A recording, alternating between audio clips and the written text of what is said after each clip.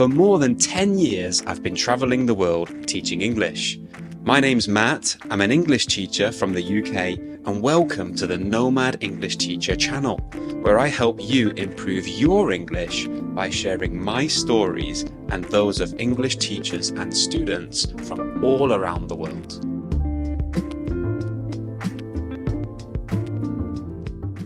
Hello and welcome back to the podcast. In today's episode, we're going to be talking more about food. We're going to be learning loads and loads of adjectives that we can use to describe food in English.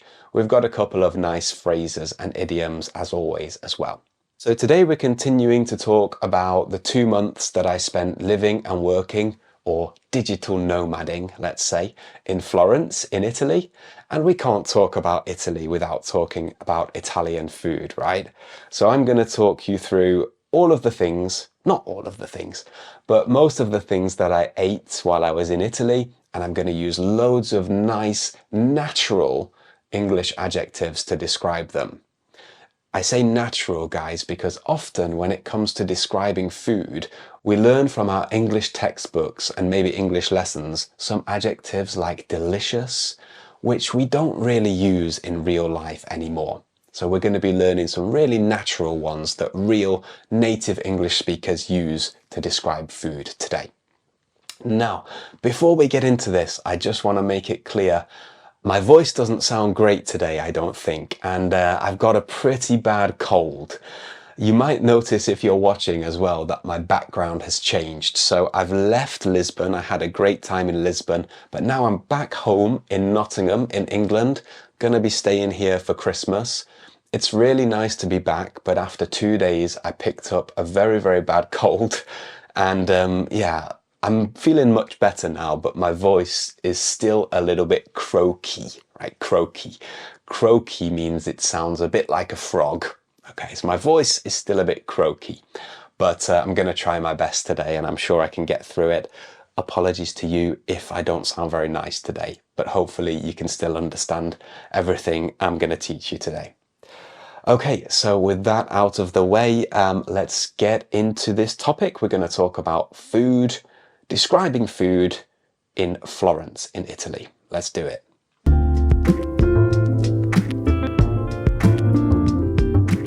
So food, it's a topic I could talk about for hours and hours. And let's be honest, everybody knows that food in Italy is some of the best in the world, right? Before I get into this, guys, I want to talk a little bit about how we can describe food that we enjoy in English. So very often when we look at a textbook or an English lesson, we're taught the word delicious, right? I love this food, it's delicious. But to be honest, in the modern day, in real life, it's kind of strange to say delicious. Not that many people use it anymore. There are other words like scrumptious and yummy that we might get taught in textbooks, but these ones are also not very natural anymore. So these days, we just use positive adjectives to describe food that we love. For example, we might just say, this tastes amazing, or this is incredible, or this tastes so good. Those are the most natural ways to say that you enjoy food these days. But I did do a full episode on how to describe food that you enjoy, and that was in episode 9 when I was talking about Taiwanese food. So go check that one out if you're interested in that. But for today, we're going to be focusing on describing the flavors and the textures of different foods as we go through all of the things, not all of the things, but some of the best things that I ate during my 2 months living and working or digital nomading in Italy. So I was living in Florence, and one of the most famous things to eat in Florence is the Florentine steak. I'm sure you all know what a steak is, right? It's a big piece of beef. Now, honestly, I'm not a huge fan of steak, really. I like it, but it's never something that I usually order. Notice there, guys, I said I'm not a huge fan of steak. So to be a fan of something means to love it, to like it. Usually you're a fan of a team, a sports team, or maybe you're a fan of a singer. But we can also say you're a fan of food as well. But I'm not a huge fan of steak. although I like it. Florentine steak, however, is one of the things you must try if you go to Florence, and it was actually something that I ate in the first meal I had in Florence. And I'm really annoyed actually, because we went to a really good restaurant on the first day, and I've been checking my maps and checking my pictures, but I can't find the name of it anywhere. So sorry to that restaurant. It's a good one, I recommend it, but I don't know the name, sorry. So we ordered the Florentine steak, and this was part of, I think, a 4-course meal. So remember, it was our first meal in Italy, and I was quite confused about how things work there, because on the menu there is a starter, and then there's a first course, and then a second course, and then dessert. Usually when I go for dinner, in England and most countries, it's first course, second course, dessert, and the first course is the starter, right? But I noticed in Italy that there's a starter, and then there are 2 main courses, which really confused me. Usually the first course is some kind of pasta, and the second course is other dishes. And after this first experience, I realized you don't need to order every course because it's so much food. But on this first day, first experience, we ordered all 4 courses, and it was a lot of food. Anyway, the Florentine steak was the second course. So dessert, first course, second course. The Florentine steak was the second course, so really it's the third course, if you know what I mean. And it came out and it was absolutely massive. It was massive. Let's think of a few words. There are so many words in English that mean very big. So massive, huge, enormous, ginormous, giant. All of these words work. This was a massive steak, and it was very, very thick. Okay, very thick.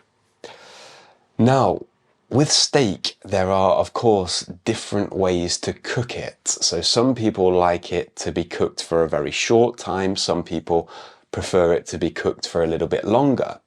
Let's think about the words we can use to describe that. And if you go to an English-speaking country and order steak, this is going to be very important. So if you like your steak cooked for a very short time, you like it really red in the middle, then you like rare steak. Rare steak. That's spelled R-A-R-E. So rare steak is very pink, right? Very red. It's not cooked for a very long time. Okay. The opposite of that, so a steak that is cooked for a long time, is totally cooked all the way through, is well done. Well done. So a well done steak is a steak that's cooked for quite a long time. Steak lovers, I know, don't really like well done steak, right? But usually if I order steak, that's what I order, well done. I don't like to see the blood in there. It's not for me. So rare, cooked for a very short time. Well done, cooked for a very long time. How about in the middle then, between rare and well done? Well, very easy. It's medium. Medium. So if you like your steak cooked between rare and well done, you like medium steak. Anyway, the Florentine steak, because it's so thick, it is rare. It's always rare. One time I even tried to order it well done, and they said, we can't do that because it's so thick. It's kind of impossible to cook all the way through. So I just had to deal with that. And to be honest, it was really good. It was really nice steak. If you're a real steak lover, you'll love the Florentine steak in Florence. But it was a little bit red for me, and the blood in there makes me a little bit uncomfortable. I'm just not a massive fan of that. Anyway, I was thinking of a few words that we could use to describe the taste of steak. And when a steak is rare, we could say it's quite juicy, quite juicy. Okay, so it has a lot of juice, a lot of liquid. It's quite juicy. But we could also say it's quite bloody. Okay, quite bloody. So if it has a lot of blood in it, it's bloody. And you might notice here one really common thing with adjectives that we use to describe food in English. Actually, they're just nouns or verbs that we add y on the end of. Okay, so a steak has a lot of juice, it's juicy. A steak has a lot of blood, it's bloody. Okay, and there are so many other examples of adjectives like this that we use to describe food, and we're going to use a lot of them today actually. So rare steak can be juicy and bloody.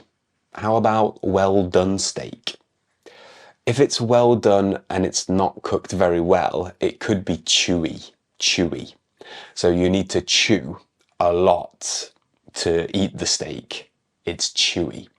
Chew means, when you put the food in your mouth, you use your teeth to break it into smaller pieces. This is chewing. If you need to chew a lot, the food is chewy. And I think chewy steak is not very good, right? Also, if the steak is well done, you could call it tough. It's tough, okay? And when a steak or a food is tough, it means it's very difficult to chew. Okay, you can't chew through it. It's quite hard.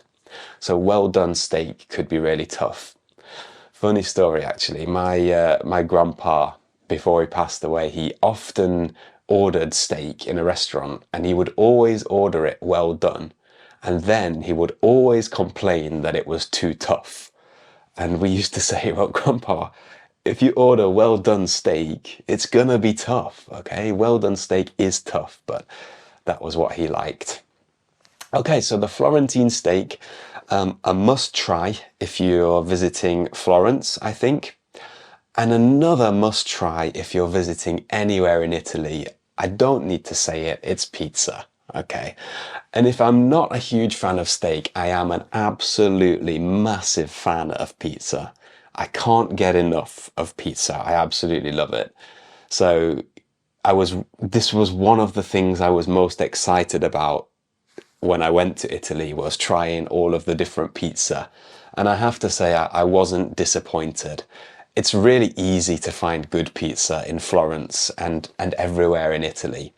You don't have to go to one of the famous pizza restaurants. You can just go down any street in the city centre, find a pizzeria. Pizzeria is a specific pizza restaurant, and the pizza is going to be really good. It's going to be great. The best pizza that I had in Italy, and probably the best pizza I've ever had in my life, was in Sicily. So we did take a weekend trip to Sicily while we were in Florence, and we stayed at a very, very nice resort that we did some work with. And the restaurant was quite posh. It was a really posh restaurant. The adjective posh means like high class, upper class, expensive, like the Queen and the King. They're very posh. Okay. Usually I'm not posh. Okay, I'm really not posh, and I don't really like posh places so much. But we had the chance to eat in this posh restaurant for free. So of course we had to go for it. And the pizza in there was unbelievable. It was just so good. It had some like mint flavor on top. It had prawns, this mint stuff, really, really good cheese and very fresh tomatoes. And it was just so good. Oh, it's making my mouth water actually talking about that. There's a nice phrase when we talk about food, guys, to make your mouth water. It means, you feel some water coming in your mouth because that food is so good, or it makes you feel hungry. Okay, so this pizza, I'm talking about this pizza now, and it's making my mouth water to think about it. I want to eat it again. But a very important word when it comes to pizza then is topping. Topping. So I mentioned that pizza had prawns, it had nice cheese, tomatoes, and some mint. So those were the toppings. Okay, a topping is the thing that you put on the pizza. Let me know what your favorite topping is. Usually my favorite topping is very simple. It's just mushroom and sweet corn. But yeah, let me know what your favorite topping is. How about some adjectives to describe pizza then? So we can talk about the thickness of a pizza as well. So in Italy, the pizza traditionally is quite thin, right? It's not very wide, let's say. It's quite thin. The opposite of thin is thick, thick. So maybe if you go for an American deep style pizza, it could be quite thick. To be honest, I like both. I like both. Thick pizza, thin pizza, all good for me. What about some other adjectives to describe the taste and the texture, the feeling of pizza then? Well, some pizza, especially thin pizza, might be quite crispy. Crispy. This means that it's quite dry, and if you pick it up, it won't fall down. So it's kind of firm. So crispy pizza is quite dry, and you could pick it up with your hand and it won't fall. How about the opposite of that then? We could have sloppy pizza. Sloppy pizza. So sloppy pizza is quite wet. Maybe it has a lot of sauce on it. And if you try to pick it up, it will fall down. So maybe you need to use a knife and a fork to eat this pizza. So crispy and sloppy. Two nice adjectives to describe the texture of pizza, and we could use them with other things as well. So maybe biscuits or bread could be crispy, whereas pasta or maybe even a hamburger could be sloppy if it has a lot of sauce in it. So that was pizza. Oh, I want a pizza now. Today's Friday, actually. I'm recording this on a Friday, and I like to have pizza on Fridays, so talking about pizza now has really got it into my head that I'm going to have a pizza later. I think that's okay though, right? Anyway, another classic of Italian cuisine, of course, is pasta. And again, the same as pizza. If you're looking for good pasta, you don't have to go to a specific restaurant. Just find any little restaurant around Florence or around anywhere, any city in Italy, and you're going to get some good pasta. I never had any bad meals while I was in Florence or in Italy. So with pasta then, of course, there are so many different varieties of pasta, so it's really difficult to think of a couple of adjectives that you can use to describe all of them. One of the best pastas I had, and one of the most famous ones that you must try if you go to Florence, was a wild boar pappardelle. Pappardelle is of course an Italian word, but pappardelle is a style of pasta which is almost like noodles, but each piece is quite wide. So it's like a big wide noodle, and I really like that. I like big pasta, it's cool. So this pasta in Florence was wild boar pappardelle. Wild boar is an animal, it's like a wild pig. And there are a lot of wild boar in Tuscany, the region around Florence. So I had this a few times in Florence, but one of the best ones I had was at a restaurant called Trattoria Zaza. Zaza. It's quite a touristy restaurant. A lot of tourists go there. So I was a little bit 50-50 about whether it would be good. But I went there when my dad came out to visit us in Florence, went there with him, and it was actually really, really nice. So the wild boar pappardelle in Trattoria Zaza is a good one. If you go to Florence, give that a try. Right, describing pasta then, it's very difficult. One thing we could use to describe it is the sauce. So all pasta has a sauce, right? The wild boar pasta had a tomato sauce. Many pastas have tomato sauce. Others have pesto sauce or maybe cheese sauce. And again, if the pasta has a lot of sauce, we can say it's saucy. Saucy, okay? So a saucy pasta. Now, the adjective saucy, we can use it in another way when we're not talking about food. Quite a funny one, actually. So the adjective saucy can also mean similar to sexy, okay? So maybe somebody takes a saucy picture. It's like they take a little bit of a sexy picture, right? So saucy is like sexy, but maybe not really, really sexy. It's sexy in a kind of funny or in a slightly rude way, maybe. Okay, so somebody takes a saucy picture, it's like they take a slightly sexy picture. Okay, but of course, when we're talking about saucy pasta, we don't mean sexy pasta, we mean pasta with a lot of sauce, right? What about the way that we cook pasta? So I noticed in Italy they cook the pasta maybe differently to the way that I would cook it. I think we know who is right there as well. So when I cook pasta, I like it to be quite soft, but in Italy, sometimes it's cooked for a short time, so it's a little bit hard when you eat it. So when we talk about cooking pasta and cooking everything, to be honest, we can use these words: overcooked or undercooked. Okay, so if something is overcooked, you think it's been cooked for too long, it's too soft. But if it's undercooked, you think it hasn't been cooked for long enough. Okay, both of these are actually kind of negative. So if you think something is overcooked or undercooked, then you think it's too much. It's either cooked for too long or it's not cooked for long enough. What about if it's perfect, cooked for exactly the right amount of time? Well, you could say it's just right. Just right. So often the pasta in Italy is slightly undercooked, so it's a little bit hard. But actually, when you eat it, the combination of this pasta with the sauce is just right. So it's slightly undercooked, but it's good. It tastes really good. So pizza and pasta, of course, the classics of Italian cuisine. But I didn't realize this. There are also some incredible sandwiches to eat in Italy.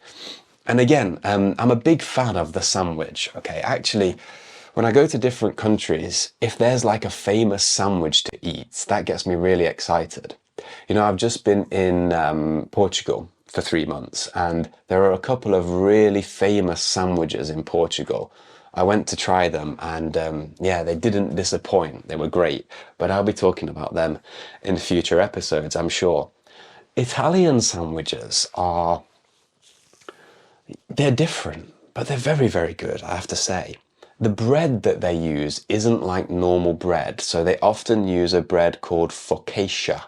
I don't know if I'm saying that right, focaccia, but this bread is quite thick. It's a little bit oily and it has more flavor than normal bread. In Florence, I was walking down the street one day and I noticed that I came to one area near the River Arno, and I noticed that everybody who was walking past me was eating a sandwich with like a white paper around it with some red words on it. And as I noticed this, I looked around and I thought, oh my God, everybody is having this sandwich. What's going on here? So I quickly did a Google search and I found a very, very famous sandwich shop, which is called Al Antico Vinaio. Al Antico Vinaio. And when you find this shop, you almost every time you walk past it, there is a long queue of people waiting outside to try their sandwiches. So I did a little bit of research, and this sandwich shop was actually something like the most reviewed restaurant in the world on Google Maps in, I don't know, maybe 2 or 3 years ago. So that means out of every restaurant in the world, most people left a review of this restaurant more than any other restaurant in the world. That means a lot of people visit this sandwich shop. Now, because I was living in Florence, sometimes the touristy things didn't really appeal to me. So, you know, it's a normal day for me. Maybe I'm working in a cafe or something. I don't want to stand in a line for an hour to eat a sandwich, right? I want to get a quick sandwich and go. And I'm sure that's what it's like for local people as well. So maybe local people don't go to this sandwich shop so often. It's mainly tourists that visit. But I can't live in a city with one of the most famous sandwich shops in the world and not try the sandwich, right? So we did queue one day. One day we went and queued for the sandwich. To be honest, the queue moved pretty quickly, and in about 20, 25 minutes we were at the front and we ordered. Now, they have many choices of different sandwich combinations, but I went for a really meaty sandwich, so a sandwich with a lot of meat. Now, when we talked about pizza, we said that the food we put on a pizza is the topping. But with a sandwich, we put food inside, right? So this is the filling, the filling. So the filling that I chose was a lot of different meat, a lot of Italian ham, Italian salami, and also some cheese as well. And I have to say this sandwich was pretty good, man. It was, yeah, it was really hearty, a really hearty sandwich. Okay, but it was really nice. When food is hearty, we mean it's very kind of heavy, very strong flavored. It makes you feel really full, but it could also be very satisfying as well. So this meaty sandwich was very hearty. I was really full after I finished, but I have to say it was a good one. So if you go to Florence, you must check out Al Antico Vinaio. It's worth the queue, I think. Thinking about food that makes you feel very full as well. So hearty food makes you feel very full. But if something makes you feel very full, we could also say it's filling. It's very filling. So this sandwich, it has very thick bread, loads of meat. It's very, very filling, right? It makes you feel full when you eat it. Okay, and that was most of the savory food that I ate in Italy. Savory means not sweet. We could say salty as well. There are so many different combinations of pizza and pasta. I can't talk about all of them here. I didn't eat all of them. But yeah, I have to say, you know, of course I'd heard about Italian food before I went there, but it is really, really good. And like I say, I don't think there are any bad restaurants in Italy. Not in Florence anyway. You just find a restaurant, you go down any street, find any restaurant, order pizza and pasta, and it's going to be good. Okay, it's going to be nice. But one of the things that I really underestimated was the dessert in Italy, the dessert. Now, I'm not a massive dessert person. Okay, I usually prefer my savory food to my sweet food. Notice there, guys, I said I'm not a massive dessert person. So you can say I'm a dessert person, I'm a pizza person, I'm a savory person. And this just means that you are a fan of that type of food. You love that type of food. So I'm not usually a dessert person. Means I don't usually love or prefer dessert. But the desserts that I had in Italy were, come on, man, they were very, very good. And actually, during my time in Italy, I did become a dessert person. So my favorite Italian dessert is a classic. It's tiramisu. Tiramisu. And if you should know what tiramisu is, but if you don't, it's like a sponge cake with a coffee flavor. It has some coffee syrup in there and a lot of cream. And yeah, I ordered tiramisu. Tiramisu was my go-to dessert while I was in Italy. It was my go-to dessert. That means if you can't make a decision, that is the one that you always choose. So your go-to is the one that you always choose if you can't decide. Tiramisu was my go-to dessert in Italy. And I want to give a shout out to our local restaurant here. In the previous episode, I mentioned that we were staying a little bit outside of the city centre, but there was a restaurant very close to our apartment, which was called Bottega Bordeaux. And we went there very, very often. If we couldn't be bothered to cook one night, we would just go down for a pizza. Those guys were really nice and the food was really good in there. And I'm gonna make a very, very big claim here, but they had the best tiramisu and the best dessert in general in Florence. So tiramisu then, how could we describe it? Well, I would have to say that it's very soft, right? It's a really soft dessert. But that's a bit simple. We can do better than that, can't we? So a different word for soft would be delicate. Delicate. Okay, so delicate means soft, and actually it means kind of easy to break. But when we describe food as delicate, it means that it's very, very soft and very light. Okay, and light is the opposite of heavy, of course. So tiramisu is very delicate and very light, I think. It doesn't make you feel too full. And the flavor is not too strong, not too heavy.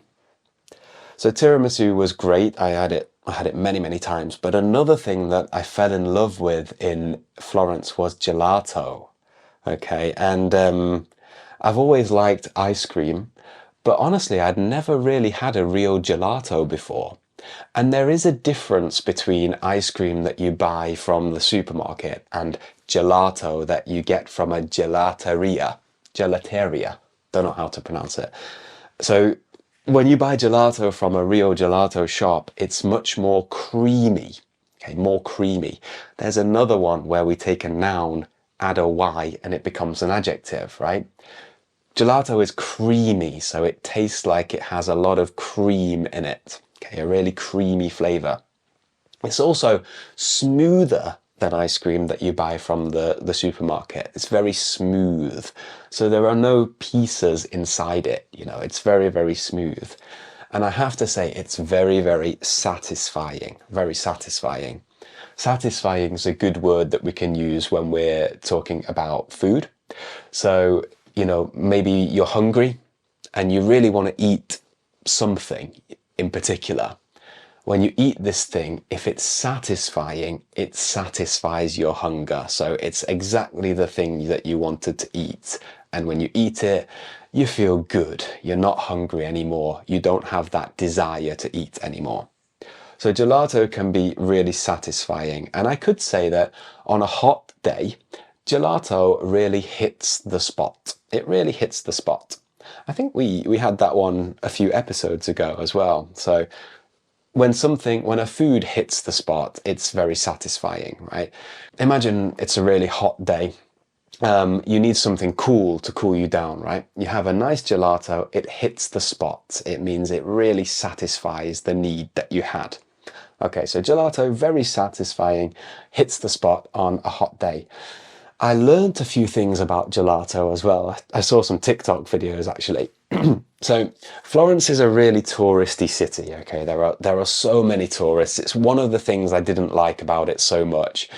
Okay, I know I was a tourist as well, but in the city centre there were just so many people, so many tourists, and you know, tourists can be a bit loud, they can be a little bit, well, not very careful when they're walking around, so it made the city centre not a really nice place to be.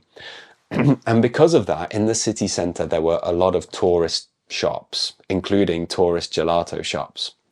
So I learned from this TikTok and from some Italian friends that if you see a gelato shop that has the gelato piled up in big piles, and if it has some crazy flavors like, I don't know, Oreo flavor, or if it has like some branded chocolate bar flavor, like, I don't know, like a Mars bar flavor, something like that, avoid it. Okay, don't go there. The gelato shops you should look for are the ones where you can't actually see the gelato when you go in the shop. So they have the gelato in a little tub. Okay, a tub is a container where we can store food. They have the gelato in a tub and they have a metal lid on top of the tub, so you can't see the gelato inside. These are the professional ones. These are the ones you want to go to. And I experimented a little bit with gelato while we were there, but I found that my favorite flavor is dark chocolate. Dark chocolate gelato, come on. It's out of this world, okay? Out of this world. It's incredible. It's so good. It's very satisfying as well on a hot day. So give that one a try. Dark chocolate gelato. Again, I don't really have a particular gelato shop to recommend for you in Florence. They're all good if you go to the right ones. But just remember to avoid those ones where the gelato is piled up in a big pile. All right, guys, that brings us to the end of the episode for today. So it's quite a quick one today, but we did have a lot of vocabulary in there. So loads of different adjectives that we can use to describe different food in a lot of different ways as well. Hope you enjoyed that one today, guys. I'm glad that I got through it because I'm not feeling fantastic today. But if you do have any questions about anything from today's episode, remember to give me a message. Please, if you can, it would be great if you could leave a like and a review for the podcast as well, because that really, really helps with everything. Hope you enjoyed it, guys. Have a great week, and I'll see you next time. Bye-bye.